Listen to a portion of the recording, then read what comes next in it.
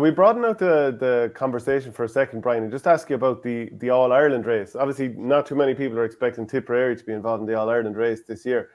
But who do you think are the main runners and riders? Like, are Tyrone, should they be concerned about that loss to Dublin? Are Dublin back after beating them in Armagh?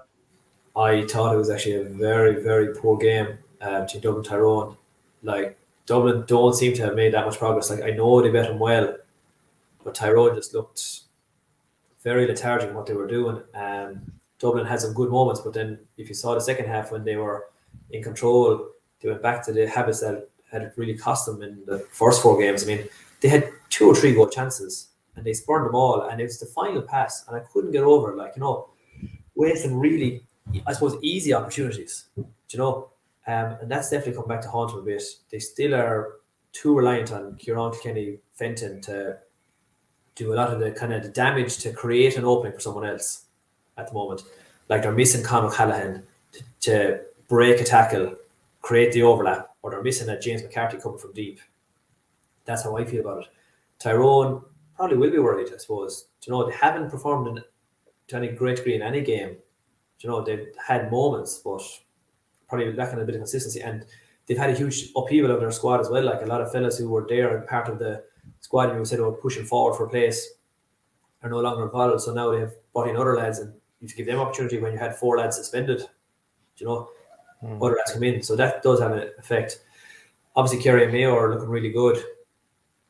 Armagh, very impressive so far. I think they handled themselves so well in terms of how they dealt with the Tyrone game, because I thought that was going to be the real test for them, because Tyrone just seemed to bother Armagh. Most Northern teams do bother Armagh. Like, you see Monaghan drew them there. Armagh they have some brilliant footballers, probably the most natural footballers of a lot of teams up north, but they just get bogged down in this over physical stuff that Tyrone and Monaghan and Donegal can do, and do a lot more naturally than them. But they handled it really well, and they've got their results, and they've beckoned there and they've ground out the wins. I like Derry, I like Galway. I think I said it before that I fancied Derry and potentially Roscommon, but Galway have been impressive now, I must say. If you were to predict it now, who would you go for your All-Ireland winner 2022?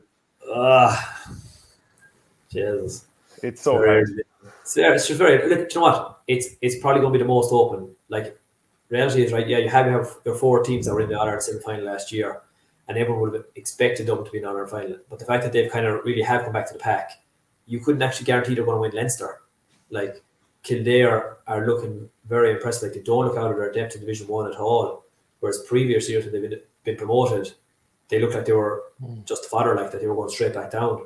So they've something going on there now. Glen Ryan and Rainbow, Johnny Doyle, they seem to have got a lot of things right. And look, Jack O'Connor laid a lot of those foundations. Like, they had some serious quality players. Up in Ulster, Armagh, Tyrone, Monaghan, Donegal, Galway, Mayo, and then Kerry. You have 8 teams that are realistically going to give it a shot. I probably would go with, if I had to, I'd probably better say Kerry, I suppose. Be safe. Yeah, I think it's I think for the last year of what we were going to have the knockout qualifier element, I think it's going to be a brilliant championship. You have the top 8 in Division 1.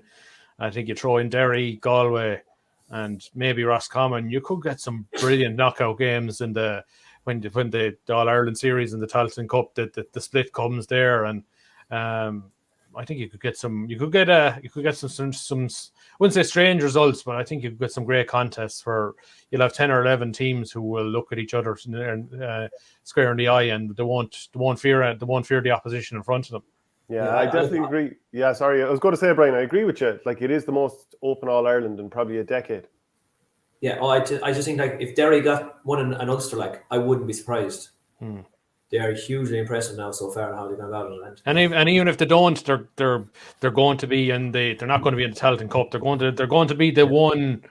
Just say if they lose in the early round in Ulster, they're going to be the one team in the first round of the qualifiers nobody will want to get, like, because they're young and they're enthusiastic and they've scoring forwards. Like, it's a total mindset switch and Derry, like they went from being overly defensive, and then after lockdown they came out and said, right, you know what, we're going to change our style of play. We're going to go offensive, but we're still going to be very solid and back at the back.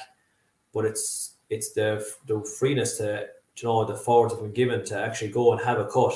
And their movement, it's just really, really impressive now. And any game I've seen them play, they look very good. And in actual fact, I know people be giving out and saying, "Oh, Northern football will be negative."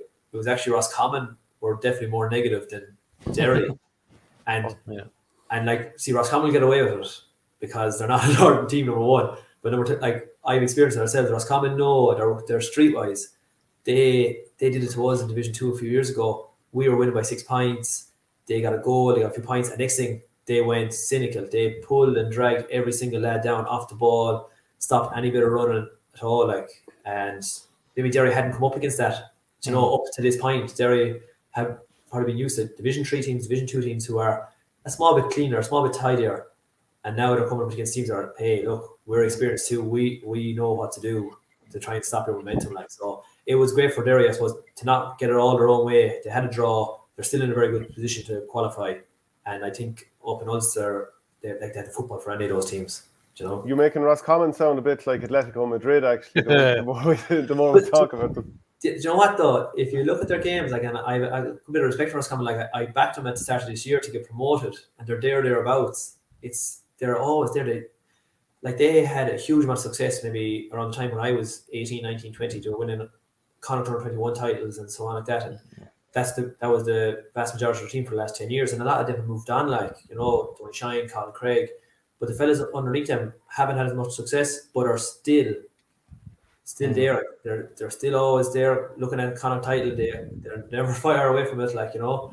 They're always close to Division 1. They've been up and down I don't know how many times.